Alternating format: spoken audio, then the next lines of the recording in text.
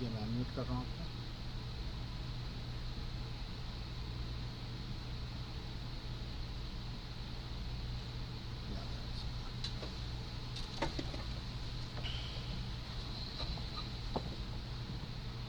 أعوذ بالله من الشيطان الرجيم بسم الله الرحمن الرحيم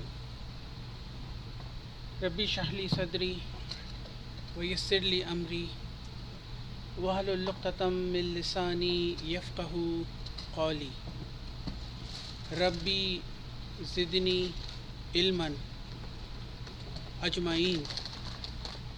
May Allah subhanahu wa ta'ala increase in our knowledge. Ameen. Assalamu alaikum wa rahmatullahi wa barakatuhu. Welcome to LQ Milton. I have forwarded you all an agenda for today's class.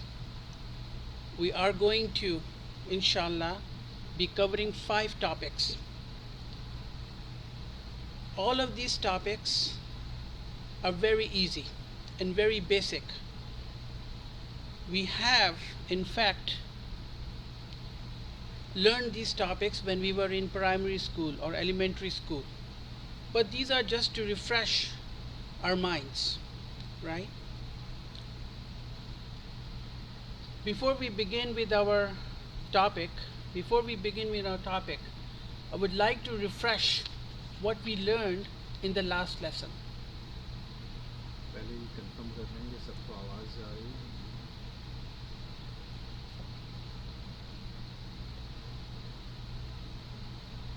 I'd just like to confirm that the audio and the video check is okay.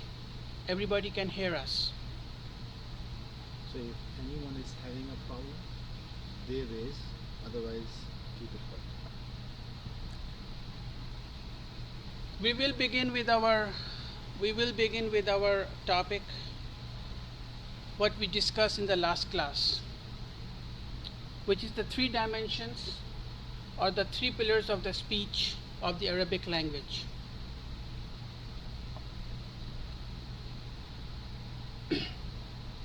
We discussed in the last class that when we recite Quran or when we read Quran, each and every word of Quran can either be identified either as an ism or as a fail or as a harf.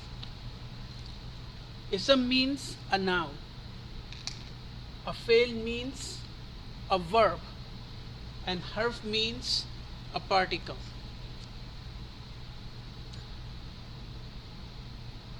What is an ism? What is a noun? A noun is either a name, a place, or a thing, right? Or any word that refers to name, place, or a thing. That is a noun. Coming back to the fail, the verb basically denotes an action. Okay? Verb basically denotes an action. And the verb or the fail has three things in its DNA. Okay? For a verb to be complete, we need 3 things. 1, there has to be an action, right? And then the action cannot happen itself. There has to be a doer of an action. Okay? The doer of the action we call a fa'il. The person or something who's performing the action is the fa'il or the doer of the action. So the action itself and the doer of the action. And the third thing in the DNA of a verb is the tense. The tense means the action probably took place in the past, the action probably is taking place now, or the action will take in the future. So we are talking about the past tense, the present tense, and the future tense. For a verb to be complete, we need at least minimum requirement these 3 things, which is probably, we call it the DNA of the verb. three things: action, tense, and a verb. When we move on into our course and then go into book 2, and this is, I'm just throwing it out at you, it will become very interesting. Verb will become very interesting. We should be able to put the verb under the microscope, look into the DNA of the verb, and be able to extract the tense and the doer. But that's something we will do in future. But I'm just throwing it out at you, that we can actually separate the three parts of the DNA of the verb. The fourth thing in the verb, when somebody is performing an action, the action is performed on something or someone. Okay? So when I say my tea, when I say I ran on the road, so that is the object. My running is basically on the road. So the object is called what we call the mafulun bihi, or the maful, the object. It's the object where the action has been performed on. This is the fail is. The last one is the harf, the particles. Particles typically are prepositions: in, on, upon, at, and then some other particles as well.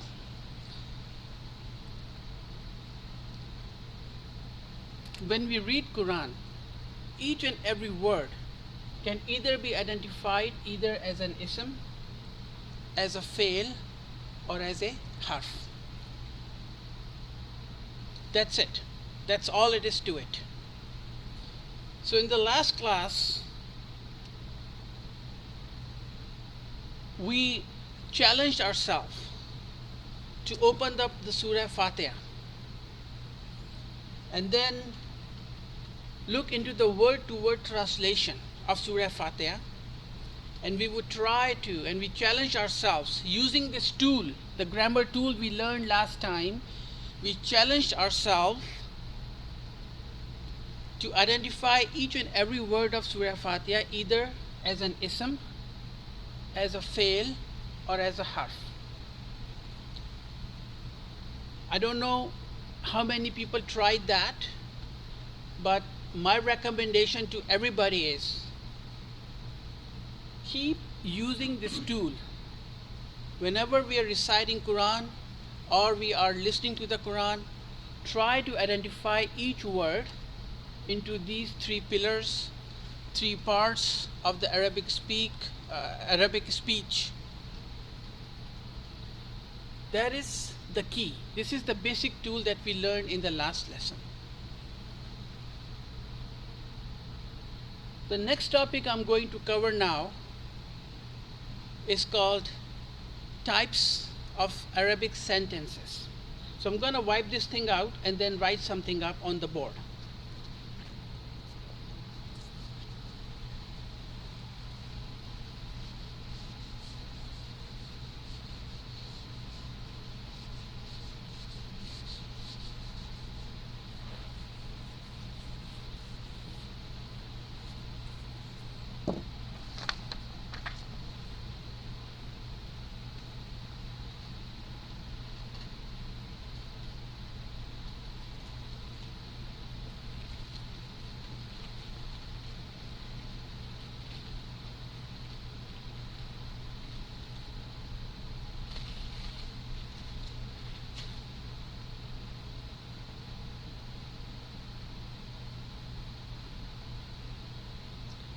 Types of sentences.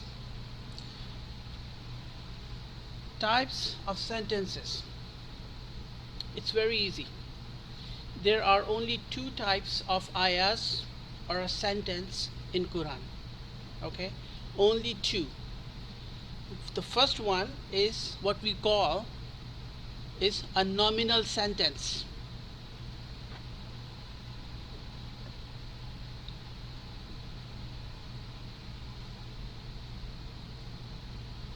What is a nominal sentence? This is something we call al-jumlatul ismiyatu.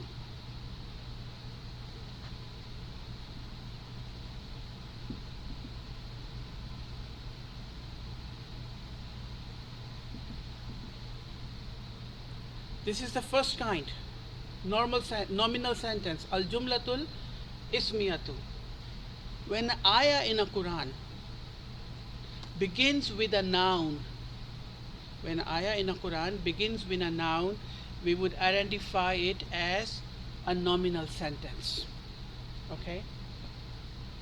So that is number one. The second type of a sentence is what we called a verbal sentence.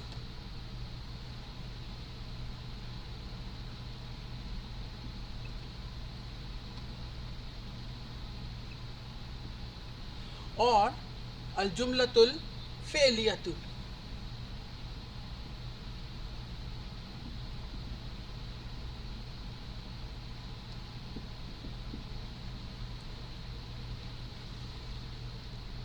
Now just remember when we were talking about the three parts of the speech or the three dimension of Arabic language, we were saying in Quran each and every word can either be identified either as an ism or a fail or a harf, right? So if a sentence or an ayah begins with a noun, we call it a nominal sentence, al-jumlatul ismiyatu. Or if the ayah or the sentence in Quran begins with a verb, we call it al-jumlatul fi'liyatu. Those are the two kinds only. When we talk about a nominal sentence, it begins with a noun, and there are two things that we need to look for in that ayah or a sentence to make a complete sense of what is being said. The first one is what we call a subject.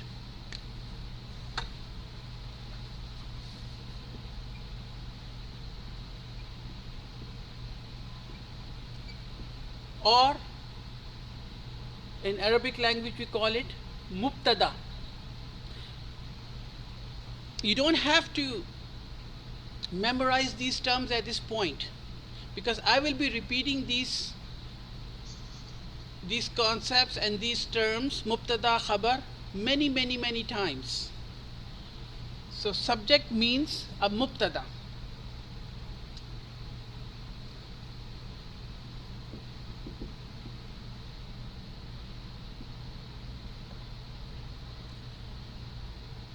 What is a subject? What is a mubtada? For example, I have a friend, his name is Hamid. Okay? And I wanted to give you some information about Hamid. I want to tell you something about Hamid. Hamid is a noun. Okay? Hamid is a noun. I want to tell you something about Hamid. Give you some information about Hamid. So Hamid is my subject. Hamid is a noun, right? So I would say Hamidun, and then you would say, okay, Hamid is a subject. What about Hamid? Tell me something about Hamid. What are you going to tell me about Hamid? And I would say Muhandisun is an engineer. So Hamid is my subject, and the information that I wanted to give you about Hamid is that he is an engineer. So Hamid is my subject, mubtada, and then the khabar or the predicate, in English what we say, the predicate is the khabar or the information that I am giving about Hamid. So the second thing we look for in al-jumlatul ismiyatu or a nominal sentence is a predicate.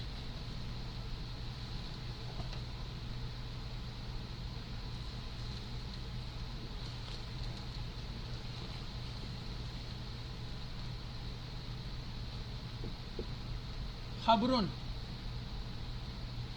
subject and a predicate. This is a very basic al-jumlatul ismiyatu explained. Now, a subject is a noun, and the predicate, the khabar, the information that we're going to give about subject are 5 types. We are not going to discuss about those 5 types right now. I'm just throwing it out at you. What we are learning now, if it's a one word, if the information that I'm providing about a subject is a one word, it will be a noun. Okay, it will be a noun. So in my previous example, when I said Hamidun Muhandisun, Hamid is an engineer. So Hamid is my mubtada and Muhandisun, predicate, is the khabar. That is what we called al-jumlatul ismiyatu. In Surah Fatiha, for example, A'udhu billahi minash shaitanir rajim, Bismillahir Rahmanir Rahim. Alhamdu is a noun. Lillahi, all praises. Then your mind is wondering, what about Alhamdu? For whom all the praises belong?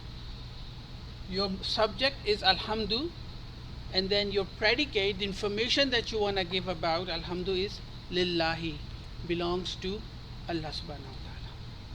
That's how we make sense out of these ayahs, right? So in a nominal sentence, we look for mubtada khabar. Now I will be repeating mubtada khabar over the course of 3 years or so. So if you remember mubtada khabar right now, subject predicate, fine. If you don't worry about it. There will be plenty of opportunity for us to memorize these terms. So that is a nominal sentence. There is more to a subject, but we are not discussing that today. Okay, we want to keep it very simple. We'll probably discuss more about subject in the next class. That is your nominal sentence. So if an ayah begins in a Quran with a noun, we are immediately looking for subject and a predicate, mubtada khabar. That's it. And khabar is of 5 types. We are only learning about the first type, which is if the khabar is one word, it will be a noun. So both of them will be noun. This is the basic structure of a nominal sentence, al-jumlatul ismiyatu. Then comes the second type, verbal sentence. Okay, if an ayah in a Quran begins with a verb, then it will become, or what we call it, al-jumlatul fi'liyatu, or a verbal sentence. Okay, once we identify it's a verbal sentence, then we are not looking for subject and predicate anymore. We are not. What are we looking for? We are looking for a fail plus file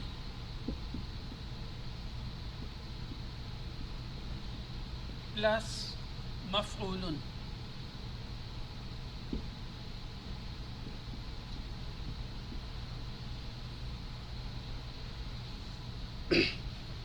In a verbal sentence, the ayah will begin with the fail, with the verb. Once we identify the fail, we will always be looking for the doer of the action, which is what we called a file. And sometimes the action is performed on something or someone, what we call it maf'ul, which is an optional thing. The minimum requirement for a verbal sentence is fail and file. The minimum requirement is fail or file.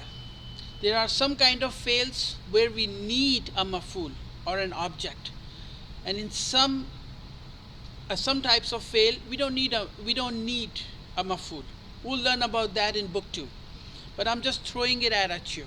If you remember it, alhamdulillah. If you don't remember it, don't worry about it. The minimum requirement for a jumlatul failiyatu is a fail and a file. Whenever there is a fail, there is an action, there has to be a doer of the action, and that is your fa'ilun, which is a noun. Sometimes the file is very obvious in an ayah. We would immediately identify it. sometimes it is not that obvious. It is hidden. That's where the fun begins. That's where we would do the surgery on a fail and we would identify or discover the file. That is what we learn in book 2, but I'm just saying it. So two types of sentences, a nominal sentence and a verbal sentence. In book 1, we're only going to be learning about the nominal sentences. But I'm preparing you ahead of time. When the time comes for us to learn the verbal sentence, we should have the basic knowledge of how the verbal sentence look like. What are we looking in a verbal sentence? So slowly we will develop our knowledge of a verbal sentence. Nominal sentence, we look for a subject and a predicate. So the 3 dimensions of Arabic language, the 3 parts of Arabic speech, whatever you want to call it, the first basic tool, the grammar tool we learned, we'll keep practicing it, okay? Whenever we are reciting the Quran or when we are listening to the Quran, we will sharpen our minds and try to identify whether a word that we listened or we read, is it a verb or a noun or a harf. Okay, that's number 1. That's key. This is where the pondering begins, right from day 1. And then this is the second grammar tool in our toolbox right now, where now when we are reciting the Quran, we are not just reciting it very fast. We'll pause and we'll try to see, oh, is it a nominal sentence or is it a verbal sentence? Okay, that's where our pondering, our connection with Quran will develop slowly. So it will take time. Trust me, it will take time. It will probably take years for us to get the full grasp. But the journey begins today. The journey begins now. Subject of our nominal sentence is a noun. There's more to it. We'll discuss it in the next class. And the predicate, the khabar, the information that I wanted to provide you about the subject is of 5 types. Right now we're only going to be learning about the first type. When it's a one word, then it's a noun. And remember my example, Hamidun, Muhandisun. So these are the 2 types of sentences. I'm going to pause here. Okay? And then wait for any questions. If there are any questions about those 2 grammar tools.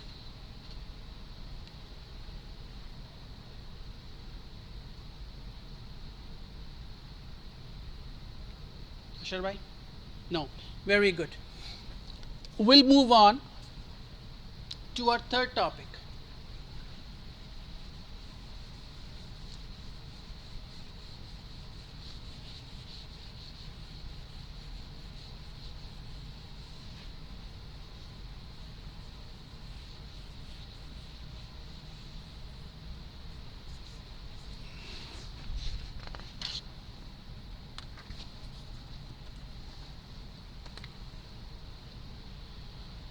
The third topic we're going to discuss today, we already know this topic. Why I choose this topic? A, we wanted to refresh our minds about this topic that we learned. B, this topic relates directly to our understanding of the Quran and how we would connect ourselves to the Quran. That is important. Everybody learned about the first person, the second person, and the third person. Everybody knows it, right? But then, what I will try here now, today, is to connect this concept, to connect us, this concept into a connection with the Quran. That is important. What is a first person?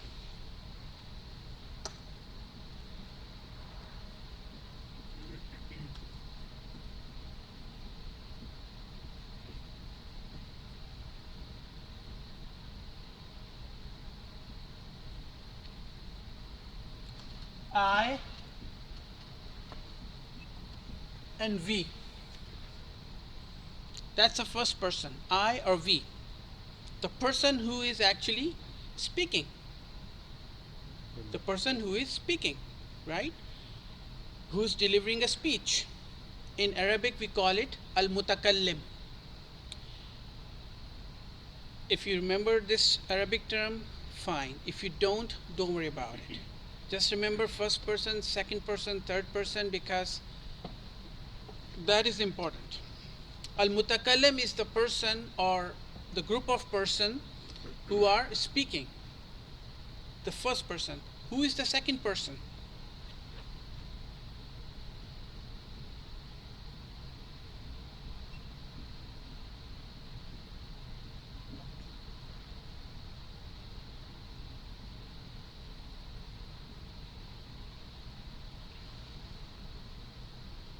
You. Everybody who I'm addressing to is a second person. Directly.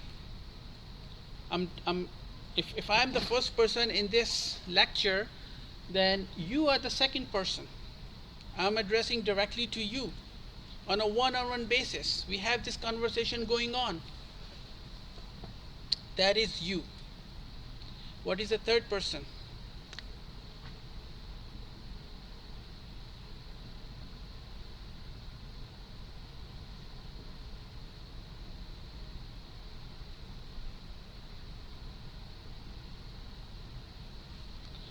Third person is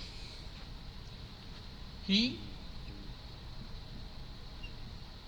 she, it, they,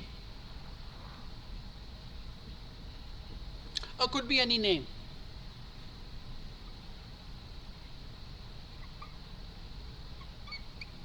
Okay. Third person is not present. First person is al-mutakallim, the person or group of person who are speaking. The second person is you. In Arabic we call it al-mukhatib. I am mukhatib to you. Al-mukhatib. That is second person. The third person, we are talking about my friend Hamid here, who is not present here. And I'm telling you something about Hamid, that he is an engineer. And I'm saying Hamidun Muhandisun. Hamid is a third person, right? Hamid is a subject and Muhandisun is predicate. I'm telling some information about Hamid. That is the predicate or the khabar, mubtada khabar. That's what we will be saying back and forth over the past many months. So that is the third person.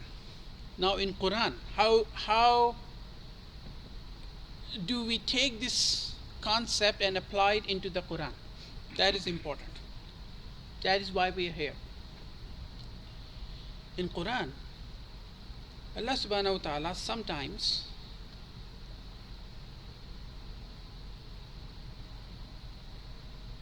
the verbs described as a first person, I or we. Sometimes they are described or mentioned in a second person. Sometimes they are described or mentioned in a third person, right? The important overarching concept that I wanted to bring here, and this is the key here, because that's if we realize this overarching concept, a connection with Quran will immediately be established. Think about it. Forget about how the ayahs sometimes are discussed in a first person or a second person or a third person. Overarching concept is, when we read Quran or we recite Quran, who's the mutakallim? Who's the first person? Allah subhanahu wa ta'ala. Allah subhanahu wa ta'ala chose to speak to all of us through Quran. So whenever we are reciting Quran or listening to the Quran, we should always be realizing then Allah subhanahu wa ta'ala is the mutakallim. Even though the ayahs probably will be mentioned in a first person, second person, or third person, but overarching concept is Allah is the mutakallim. Who's the mukhatib? The second person, us. There is no third person. There is no third person between Allah and us. So we are the second person. Allah chose to speak to us through Quran. So He's the mutakallim and we are the mukhatib, the second person. If we have this realization about this concept, then we would have an immediate connection with the Quran, because most of the time, most of us, when we read or recite Quran, we think of Quran as a third person. Yes. We don't realize that we're actually, Allah is talking to us as a mutakallim and we as a mukhatib. So that is why I thought this topic is important for us to immediately establish a connection with the Quran. That's our topic number 3. Are there any questions, Ashar bhai, so far? There is a question. No question? No, there is one question. Can you please let us know the Arabic name for the second person and third person? Yes, the second person is al-mukhatib and third person is al-ghaib. We will learn about these terms a bit more when we start the verbs. These concepts are more relevant from the verb perspective. Al-mutakallim, al-mukhatib and al-ghaib. The second person is al-mukhatib, the third person is al-ghaib. That's all, Ashra? Yeah. Okay, jazakallah. This is our topic number 3. What we are trying to do here is slowly establishing and refreshing our minds, because these concepts are not new to anybody. I understand that. But what we are trying to do here is discuss these small topics, these small grammar tools, and then connecting it back to Quran. Okay, that's what the intent is. If there are no further questions, we'll move on to our topic number 4.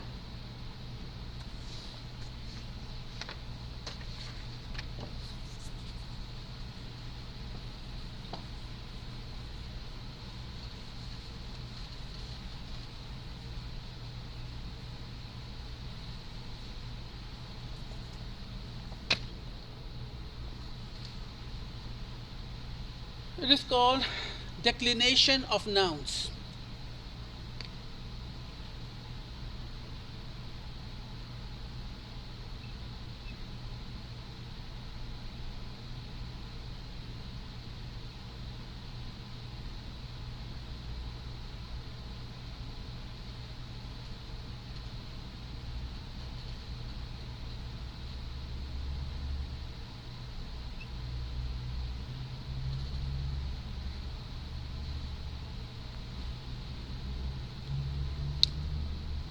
The first topic, the first grammar tool we learned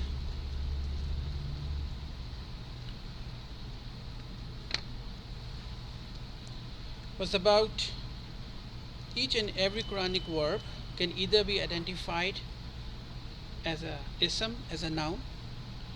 It could be identified as a verb or could be identified as a harf. Now we're picking up ism, and we're going to learn more about ism or a noun. There's a lot to learn about nouns. And book 1, mostly book 1 is all about nouns. In book 2, we'll begin or doing more understanding and knowledge of a verbal sentence, of the verbs, which are a bit more intense, a bit more complicated than the nouns. Now, when we say, and I'm going to give you an example, La ilaha illallahu Muhammadun, right? La ilaha illallahu Muhammadun.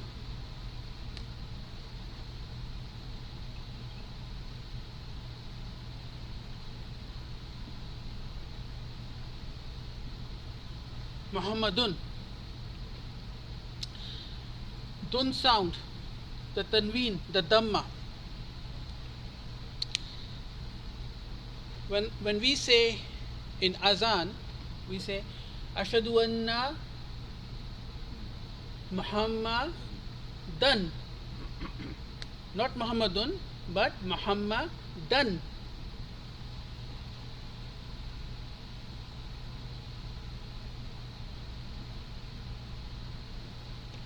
Right? Muhammadun, Muhammadan. And when we say Allahumma salli ala Muhammadin,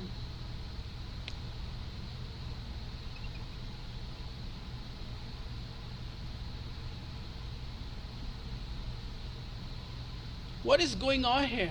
What is going on here?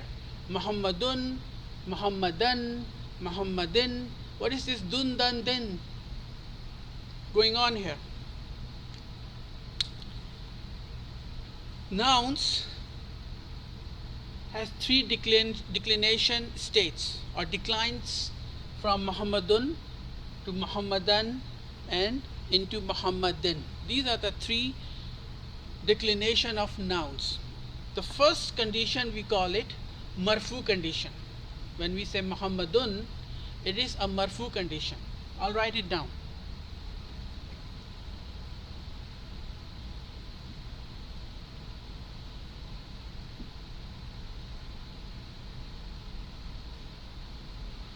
This is the marfu condition. Whenever a noun ends with a dhamma, we know about dhamma, fatha and kasra, right? When a noun ends with a dhamma, with a dun sound, then it is a marfu state. When a noun ends with a fatha state, it is called mansubun.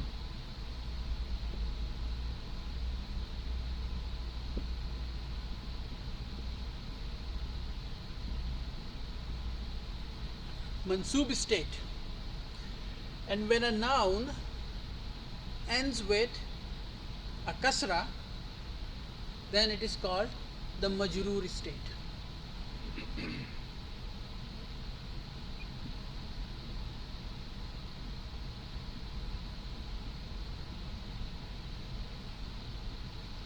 Any noun has these three states. Either they can be marfu, or they can be mansub, or they can be majroor. Dun dan din. Okay, remember that. I think that's easy to remember. Dun dan din. Muhammadun, Muhammadan, Muhammadin. Now why this change in the noun?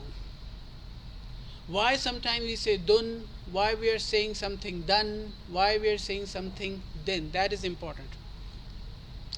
The noun plays a different role in a sentence. Sometimes the noun is playing a role of a file in a sentence. A noun sometimes is playing a role of a maf'ul in a sentence. A noun sometimes playing a role of an adjective in a sentence. A noun sometimes is playing a role of an adverb in a sentence. A noun sometimes playing a role of a subject. A noun sometimes playing a role of a predicate. Okay, so noun can play different roles in a sentence.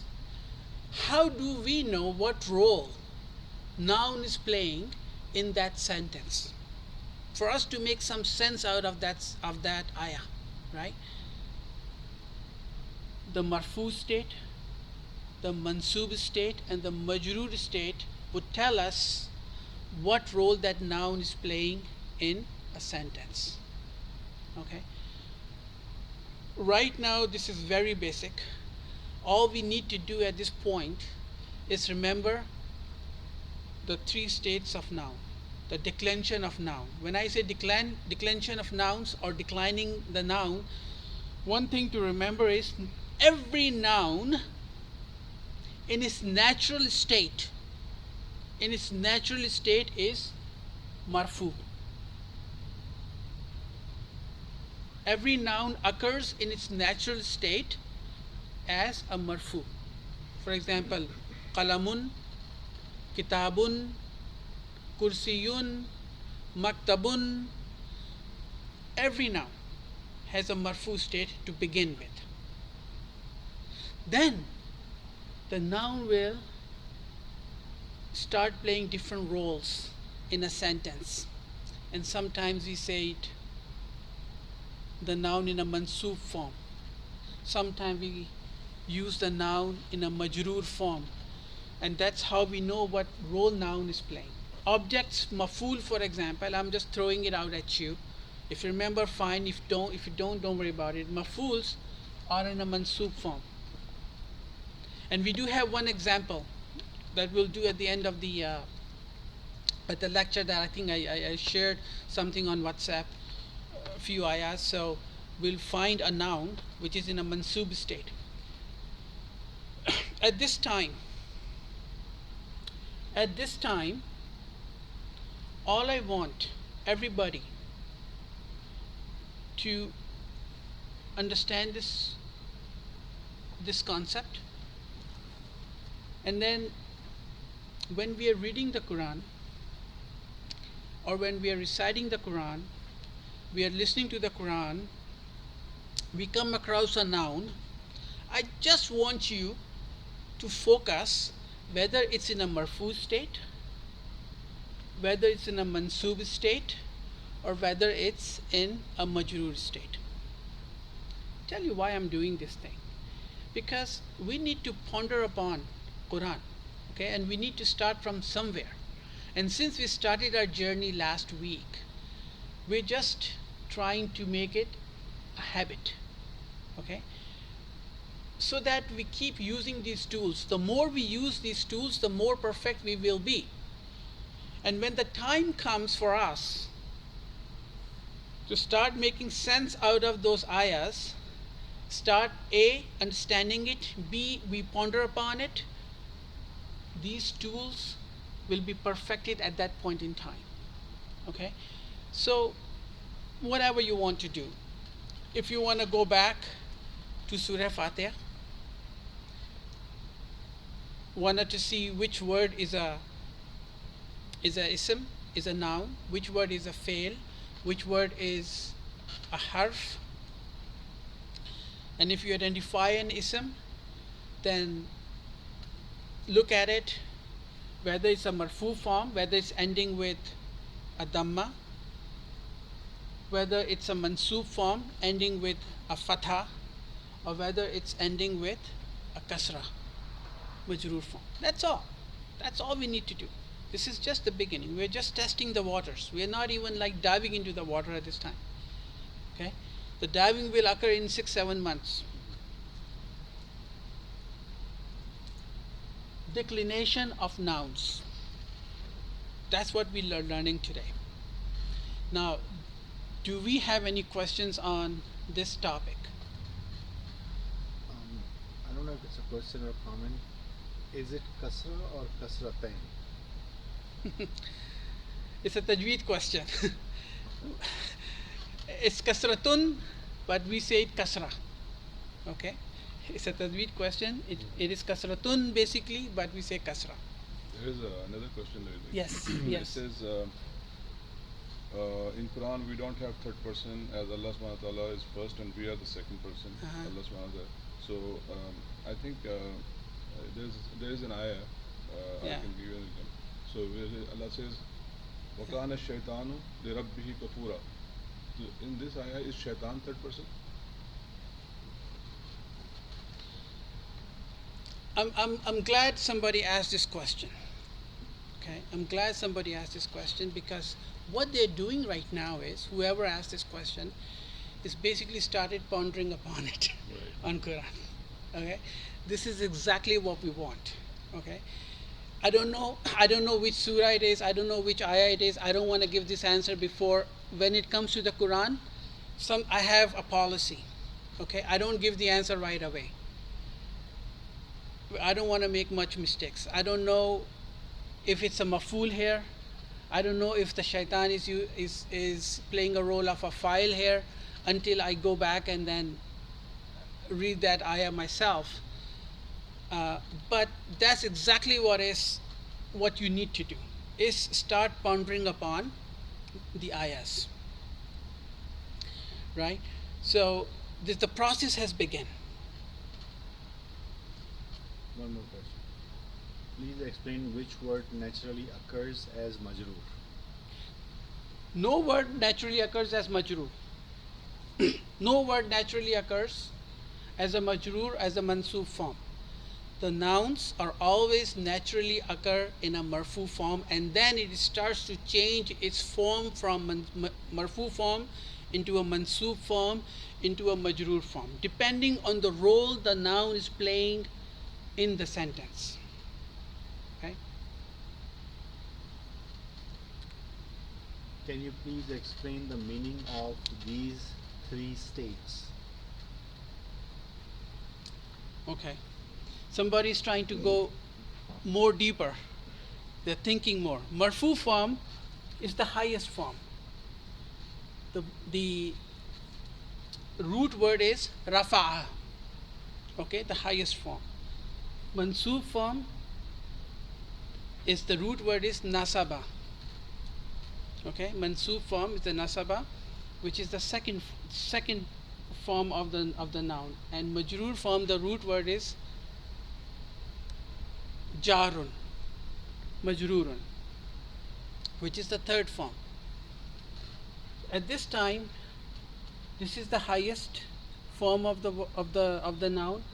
Muhammadan is the second state of the nouns, and then majrurun is the third state of the noun. Explain the difference of these three states with examples. Okay. We can do that. For example, when I say Muhammadun or Hamidun, Muhandisun, right? Hamid, Hamidun, is it a marfu form? Yes. Is it a marfu form? Muhandisun, is it a marfu form? Yes, it is. Okay. When I say Alhamdu Lillahi Rabbi Ar-Rahmani Ar-Rahimi, what form is that? Majroor. Majroor form, right? And when I say فَلْيَعْبُدُوا Rabba Hazal Bait, what is Rabba? Mansoob. Mansoob form. So these are the three examples we can take. Okay, depending on what role Rabba is playing in فَلْيَعْبُدُوا Rabba Hazal Bait or Alhamdulillahi Rabbi Al-Alameen Ar-Rahmani Ar-Rahimi Maliki Yawmiddin, right? So the nouns in those verses are in a majroor form. It could be a marfu form, right? Surah Ikhlas, Qul huwallahu, Allahu. Allahu is what? A marfu form. But in Surah Fatiha we say Alhamdulillah He, in a majroor form. So in Quran, when we recite Quran, you will see these forms in abundant. In abundant you will see these forms. So there is no shortage of that. So there is another question. You had mentioned that manful is in mansoob form, and if it's majroor, then is it object, verb, subject, or predicate? This is going to confuse a lot of people. Yeah. Okay, this is going to confuse a lot of people. Keep it simple at this time. Okay, let's keep it simple as that. I know what the question is. Let's keep it simple at this time. Just concentrate on not everybody on the same page. Now, I know some of you have taken an Arabic course, and I know where these questions are coming from, and I know you're knowledgeable about these concepts. Okay, but not everybody is on the same page. Period. Okay, not everybody is on the same page. At this time, all you need to know is marfu, mansub, and majroor, and that's it. Okay, so when we read the Quran, just look at the marfu form, just look at the mansub form, and just look at the majroor form. So keep it at that level for now. These things will come later, and we'll discuss these things later. Is ending sound the only method to identify these states? Not necessary. Not necessary, and we'll find out something today. There's a concept called mabni, right? But generally speaking, most of the time, yes, the ending sound will determine the marfu state, the mansub state, and the majrur state, most of the time. But there are few nouns which do not change their state, and haza is one of them, which is a good segue for us to move on to our next topic, which is haza. Okay? Is that it, Ashraf? Yes. Yeah.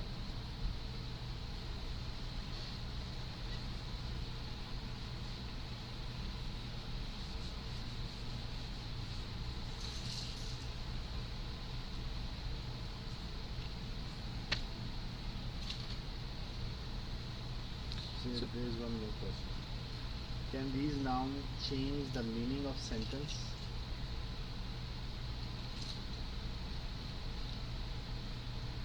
Can these nouns change the meaning of the sentence? Yes, of course. That's why these nouns are changing these states, Yes. right?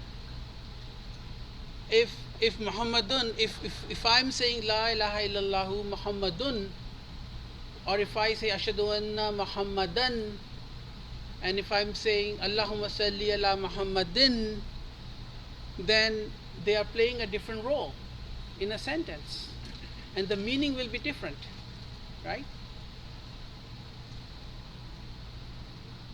Okay.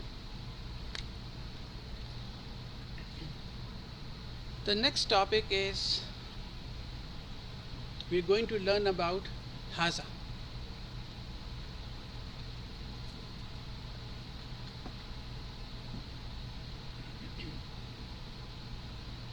What is the meaning of haza? It means this demonstrative noun. If I want to demonstrate something to you, I would say haza qalamun. This is a pen, right? But one thing we have to remember about haza is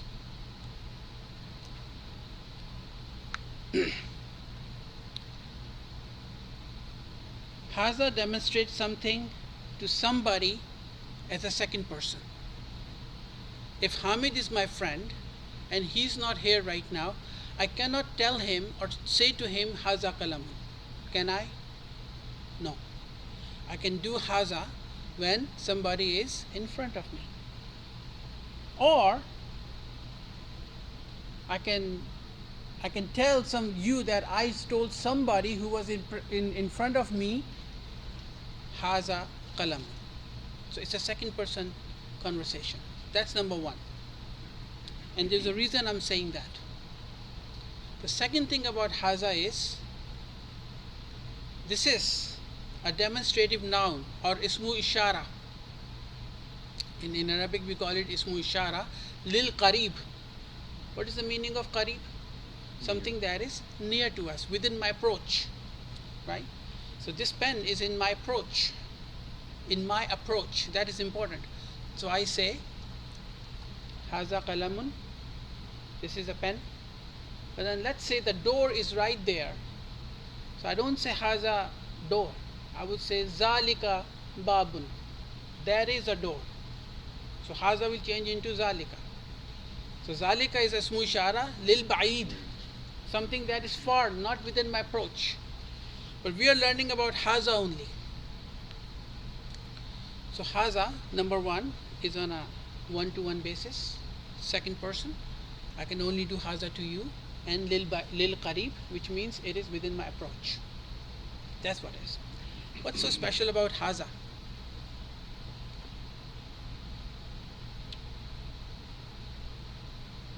Haza is used in Quran many times. Okay, many times, and I've shared some ayahs on the WhatsApp group for us to go through them. And now I'm inviting all of you to read those ayahs and think about haza. Okay, and Allah subhanahu wa ta'ala is talking to us as a second person, demonstrating something to us which is within his approach or his reach. Okay, and he's pointing towards something, demonstrating something to us. So isn't that a conversation that is happening? Right? So that is why we need to understand haza. Haza is a noun, a demonstrative noun. What just we learned now? We learned the marfu form, the mansub form, and the majroor form, right?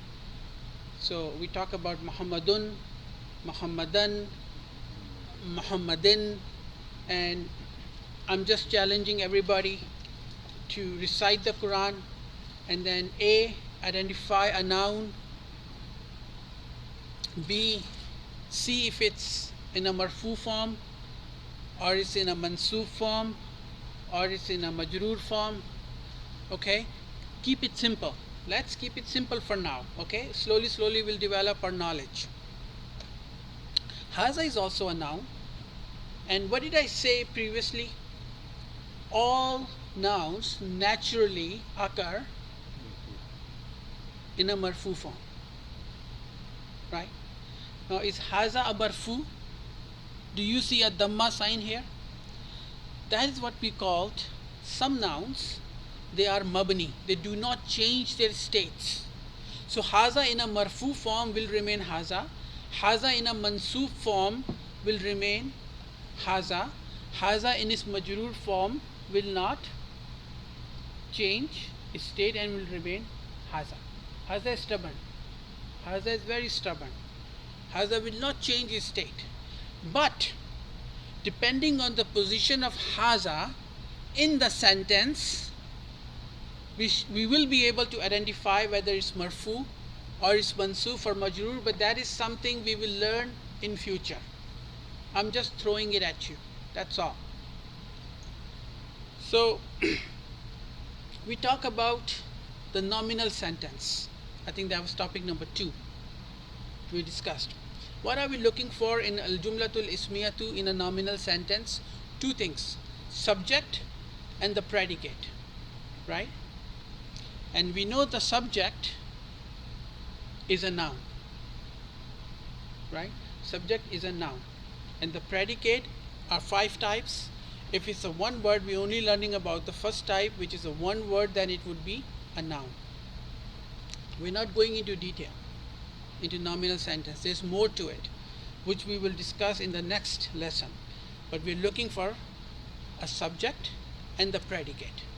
Okay, so now that we have understood haza, which means this ismu ishara lil qarib, which is a demonstrative noun, which is within our approach, which is in my approach, and I'm talking to you as a second person. Now keep this in mind. Inshallah, we'll start book 1, page 1. Okay, book 1, page 1, and then we'll go through that page and we'll try to understand the nominal sentence and haza. Okay, so I want you to open up this blue book. I want you to open up this blue book. The first page, on the top, it says Haza. On the top it says Haza, which means this. Ismu Ishara lil Qarib, the demonstrative noun for things that are near to me or approachable to me. And after that, we will analyze, if I say, 2 ayahs that I had shared with you. Okay, it'll be fun. It will be very fun to do the analysis of those 2 ayahs. But let's just finish this page first. Ad-Dassul Awwalu, the first lesson. Haza. Haza. When I say Haza, this, then you say, what about Haza? What are you trying to tell me? So Haza is your subject. Okay? Then you say, tell me something about Haza. Give me some news about Haza. I say, Baytun, a house. This is a house. So what is Haza? Is my subject, my mubtada. And Baytun is the predicate, the khabar about Haza. So this is the most simplest nominal sentence. This is a house. Haza Baytun. Haza is your mubtada, Baytun is your khabar. Right? The next one is Haza Masjidun. What is Haza? Subject, mubtada. Masjidun, khabar, predicate. Haza Babun. This is a door. Haza is your mubtada, subject, and Babun is your predicate, khabar. Now khabar is one word. Now remember, both of them are nouns. Babun is a noun, Batun is a noun, Masjidun is a noun. This is our first type of khabar. When khabar is one word, it is a noun. And it is marfu. And it will be marfu. Remember that. When the khabar or the predicate is one word, it will be a noun and it will be in a marfu form. Muhammadun. Is Haza marfu? Yes, Haza is marfu too. And there is a concept in Arabic language which I'll be repeating many times, something we call mabni. My eyes cannot see that Haza is marfu, but my mind knows that Haza is marfu because subjects mubtada are marfu. Hamidun Muhandisun. Hamidun is marfu. Muhandisun is one word, a noun in a marfu form. Hamidun is a subject, my mubtada is in a marfu form.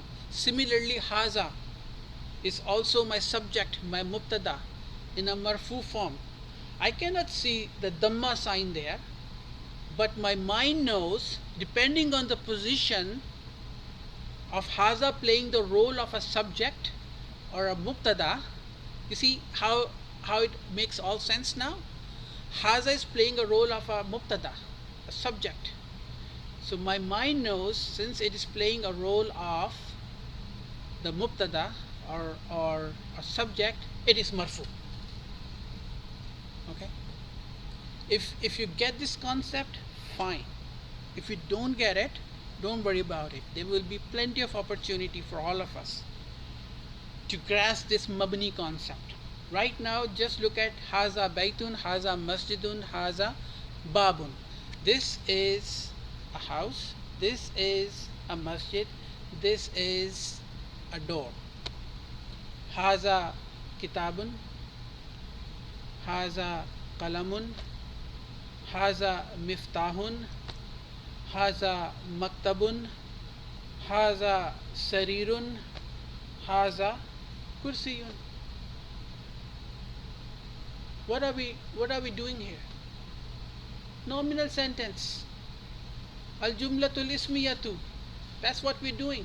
Mubtada khabar, mubtada khabar, mubtada khabar. Right? What is mubtada haza? What is khabar? Kursiyun, maktabun, sarirun, baytun, masjidun, whatever. Right? Qalamun. That's what we're doing. So this is our first introduction to a nominal sentence. Al-jumlatul ismiyatu. So now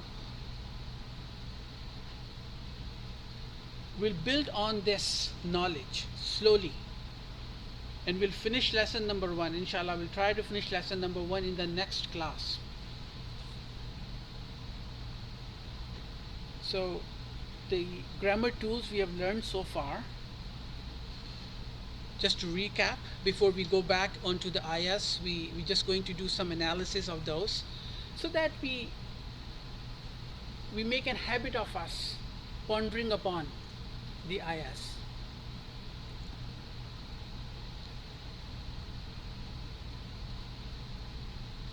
A, we would try to identify each and every word of Quran, whether it's an ism, is a fail or a harf, number 1. And if it's a ism, then is it a marfu form, or is it a mansub form, or it is a majroor form? For starters, that's what we're doing. Okay, we're not going to do too much details. I know for some of you who've done an Arabic language course, it's easy, but not everybody is on the same page, and we have to go to the flow of the class. So first we have to identify marfu, mansub, and the majroor form. Attention to it, keep attention to it, and then maybe look for a jumla ismiya, simple jumla ismiya. Not since there are 5 types of khabar, we only learn about first type. If you find it in Quran, alhamdulillah, you've understood something in Quran. Okay, we've understood something in Quran. For example, when I say alhamdu, and you say, okay, alhamdu is a subject, a mubtada. What about alhamdu? Lillahi, belongs to Allah subhanahu. This is a second type of predicate, by the way, but I'm just giving an example, right? So that is your khabar, right? So there would be many examples in Quran of a nominal sentence, and this is where we're starting to understand the ayahs. The last thing that I want to do in this class is I've shared some of the ayahs regarding haza. There's a question there. What is the word for is in Arabic? This is a very good question. Let me write something down.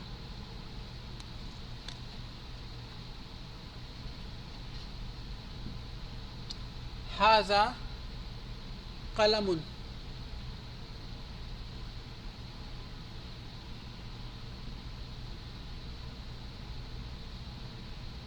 What is haza qalamun? This is a pen.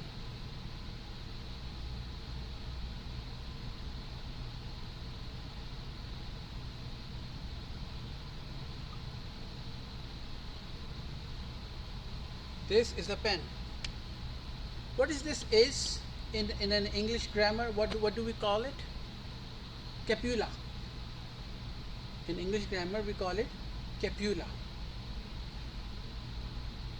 The beauty of the Arabic language is, with the minimum amount of words, it explains maximum amount of information. So for me to tell you this is a pen, I need 1, 2, 3, 4 words in an English grammar, right? But then in Arabic language, all I have to say haza qalam. 2 words. 50% reduction in the amount of words with the maximum information. And that is why Allah subhanahu wa ta'ala has chosen the Arabic language. Because when we read the ayahs and we would start to make sense out of it, and then we start analyzing it, there would be so much information in those ayahs that we are missing out, and we'll explore. And this stage we probably will get it in 2 years, 3 years time, with minimum amount of words, maximum amount of information. So there is no word in Arabic for a scapula. Okay, when we say haza qalamun, which means this is a pen. Okay, so haza qalamun, that's it. It will explain the subject and the predicate. Very nice. Is that it?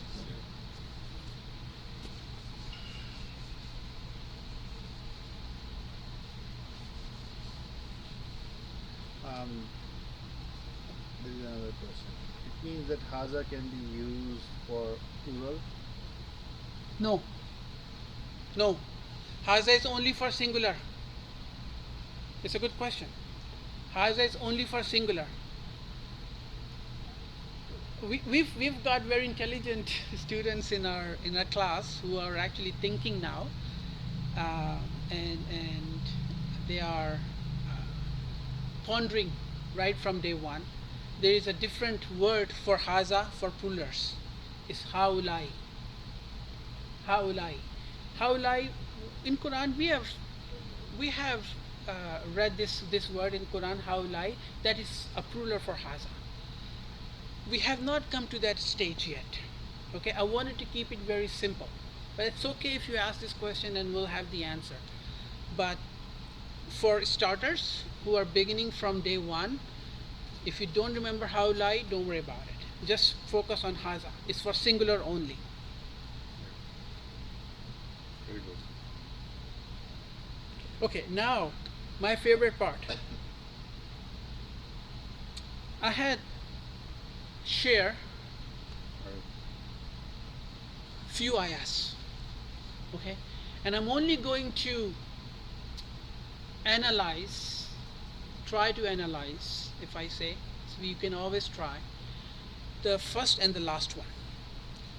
Okay, the first one is from Surah Al-Quraysh, ayah number 3. فَلْيَعْبُدُوا رَبَّ هَذَا الْبَيْتِ. Now, are we feeling something right now? Based on our knowledge, what we have learned so far, at least we identify haza, right? We identify rabba. Rabba is a noun. Al-Bayti is a noun. What state rabba is? Mansub, right? What state al-Bayt is? Al-Bayti, majroor form. See, now the beginning, the understanding of the Quran begins now. فَلْيَعْبُدُوا. What is this fa? Okay, this is a harf. This comes in book 3. Perhaps this is a jawabu shart. But fa is a harf. What is this lam? That's another harf. Then comes the verb ya'budu. Ya'budu. The verb comes, right? They worship. They worship, right? So what did I say whenever there is a verb, what should we be looking for? Fa'il, the doer of the action. And what did I say? Sometimes the doer of the action is very obvious in the sentence, or sometimes it is hidden. Just for information, you don't have to remember. The file here is the vowel. The vowel is the file. If you remember it, fine. This is a more advanced topic. Okay, but I'm just saying it. And this lam is a special lam. This lam basically is bringing in emphasis, and you should. That's why if you look at the translation, the person who translated it used the word should. It's an order. We're just analyzing it. These are more advanced concepts. And then comes rabba. Rabba is a noun. It's in a mansub form. it is playing a role in this ayah. Okay? And that's why it is not a marfu anymore. What role it is playing? It's playing a role of a maful, an object. Okay? When we say they should worship, worship what? Rabbah. Worship what? Right? When I say they should worship, then your mind is wondering, worship what? Rabbah, maful, object. Okay? And then comes haza, this al-bayti, this house. So this is our ayah number 1. Whatever you understand, okay? Whatever you understand, but what we're trying to do here is trying to connect ourselves with Quran and trying to analyze small ayahs here and there so that we make a habit of us understanding these ayahs. The next one that I want to attempt analyzing is from Surah Yasin, ayah number 61. وَأَنِ اعْبُدُونِي هَذَا صِرَاطٌ مُسْتَقِيمٌ. Again, Allah subhanahu wa ta'ala is talking to us. Haza, this is the right path. This is the right path. And we are the second person. And we are the second person. And this is within our approach to choose a right path. How do you, and this is something that I say, how do you translate these additional emotions that Allah subhanahu wa ta'ala is expressing in this ayah? Look at the translation here. And that you should worship me, surely that is the right path. Where in this translation we are talking about the second person, we are talking about lil qareeb, ismu ishara lil qareeb, where are we talking about second person, where are we talking about within our approach? No, you can't translate these things. And then if you look at the way, and I just noticed haza is translated as that in this translation. It is this, because if you look at the first ayah that we analyzed, it was translated as this, and now it is translated as that. Right? So for us to ponder upon and understand the emotions of Allah subhanahu wa ta'ala, we need these grammar tools. And using these grammar tools, we should be able to start analyzing these ayahs and then understand the emotions of Allah subhanahu wa ta'ala and then get more colors out of them. Now, waw is a harf, in is a harf, abaduni is your verb, haza is your noun, sirat is your noun, mustaqim is your noun. Can we say that in this translation that is not correct? It should be this. It should be this. It should be this, right? It should be this because zalika is that. Yeah, Zalika is that, which is ismu ishara lil ba'id. yeah. Something which is not within my approach, which is quite far from me, right? That is zalika. Now here's a brain teaser for all of you, if I may say, a brain teaser. Okay, go and figure it out yourself. I'm gonna give you the brain teaser. A'udhu billahi minash shaitanir rajim. Since we know haza and zalika, haza is ismu ishara lil qareeb and zalika is ismu ishara lil ba'id, which is not within our approach. Okay. A'udhu billahi minash shaitanir rajim. Bismillahir rahmanir rahim. And with this brain teaser, we'll end our lecture, inshallah. Alif lam mim. Zalikal kitabu. Ismu ishara lil ba'id, something that is not within our approach.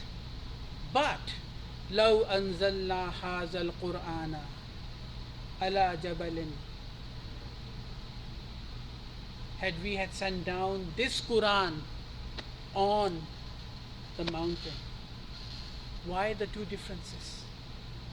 Why there Allah subhanahu wa ta'ala is telling us zalikal kitab And here Allah subhanahu wa ta'ala is saying, Hazal Quran, this is where the pondering begins. Now, I'm leaving this brain teaser with everyone to think about. And with that, inshallah, we'll finish our lecture. A'udhu billahi minash shaitanir rajeem. Bismillahir rahmanir rahim. There's a question there? In the last ayah, the Sirat al-Mustaqim is not near to us. But why we are using Hadha? This is not a fiqh question. It's a fit question. Yeah, I mean, Hadha Sirat al-Mustaqim. Is it for us? Is it for us to choose the right path? Is it within my reach, within my approach, or not? Is it? Yes. It is. So I'm glad that you're thinking about it now. Okay, it's my choice whether I choose a Sirat al-Mustaqim or not, right? But then when you come across, and this is good. This is what pondering is all about, right? And most of the time when you read something and then you say, oh, that doesn't make any sense to me at all. I learned that Haza is this, and then this doesn't look like approachable to me. You know, In Vani Buduni, worship me. Worship me. Is the Sirat al-Mustaqim. Yeah. And we Abuduni. disagree. If you worship me, this is the right path. Right? So this is the right path. It's within my approach. So when you apply these concepts, sometimes you will get confused and you say, you know what, that doesn't make any sense to me. At that time, I want you to start pondering upon what you've learned, what you understood, what Allah is trying to tell you, and this is exactly what Allah wants us to do it. And this is why we are learning these grammar tools. Okay? So you will get confused. And these are early days. Okay? So I remember sometimes only one ayah, you can spend the entire night trying to understand that ayah.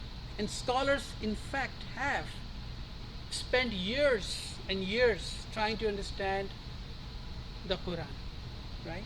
Or even one ayah probably would take more than 1 day or 2 days just to keep pondering upon it and trying to understand it. And we've given an example in our previous lecture about Hazrat Umar radiallahu ta'ala anhu as well. Okay, so you will get confused, you will have questions. Keep an open mind, keep pondering, keep listening to yourself, keep applying those grammar tools. Is that it, Sharma? Yeah, and then just comment, but I think we are good. Just one request, the teaser, 2 teaser ayah, right? If you can post it on WhatsApp group, so people will, have the opportunity to look at it. And Yeah. But it's a good teaser, I think. Yeah. It's a good teaser. It's a good lesson for the next week. أعوذ بالله من الشيطان الرجيم بسم الله الرحمن الرحيم الحمد لله رب العالمين الرحمن الرحيم مالك يوم الدين إياك نعبد وإياك نستعين اهدنا الصراط المستقيم صراط الذين أنعمت عليهم غير المغضوب عليهم ولا الضالين آمين. السلام عليكم ورحمة الله وبركاته.